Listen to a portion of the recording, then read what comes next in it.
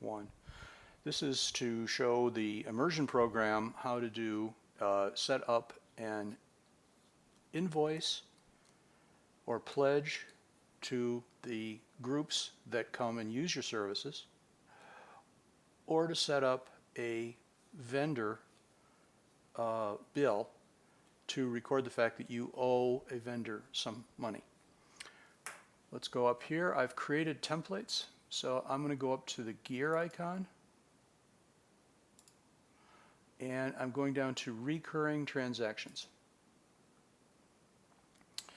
So here I have a bill. This bills go to vendors, and I will go over here to use. So we had to have a vendor name in order to save this, so you need to change this. So here what we're seeing is, I'm going to close this. Here what you're seeing is the three things that you, services that you get. One is the Immersion Program catering, so you're possibly paying one of the caterers. Here we're paying an honorarium, and here we've got landscaping.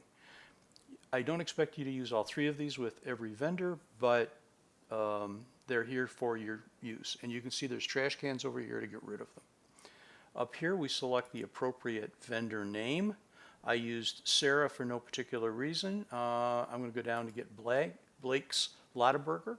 I doubt very much that they'll be doing catering, but they might be. So here we have when is the, you'll notice that the mailing address shows up here. I don't have a mailing address for them. We probably need to add that. Come over here and say, here's my bill date. This is the date that Lottaburger gave us the bill. That's the date on their bill. If the due date is different, in other words, let's say they say you can pay us in 30 days. You could either select net 30 from here and it will calculate it for you, or you could pick the date when you believe it should be paid. This is helpful when we do our bill pays and run our check runs. We'll probably try to do that every other week or possibly every week. It depends. Now we need to fill out the form. The bill number is exactly what it says. If the vendor's given you a bill and there's a number, this is a good place to put it, or it is the place to put it. This will help you identify what you paid later. And we come down here, you have three choices. So if you have catering, the rate is $10 a meal. So the question is, how many meals did you did they prepare for you? And let's say they paid 50 meals. Oops, open that up again. So what it did then is 50 times 10 is $500. The rate is $10 a meal. You could also change this or this in order to change how much money you're paying them. For honorariums, we pay $50 an honorarium. So it should be a fixed amount here. You don't have to change it. You can, however, let's say you're only going to give them $25 as an honorarium. And here you can see that it did the calculations again. Last but not least, we have landscaping. I would just go here and enter the amount. Let's say it was $150. And there it is. Now you can see here our total that we're going to pay this particular vendor is $675. Oh, one more thing. Down here you can attach a copy of the vendor's bill. This is very helpful, especially if we ever get audited. And here is a longer memo. You can change this. You can't change these. These are fixed. This identifies what this is. But you can change the description to anything that you want it to be.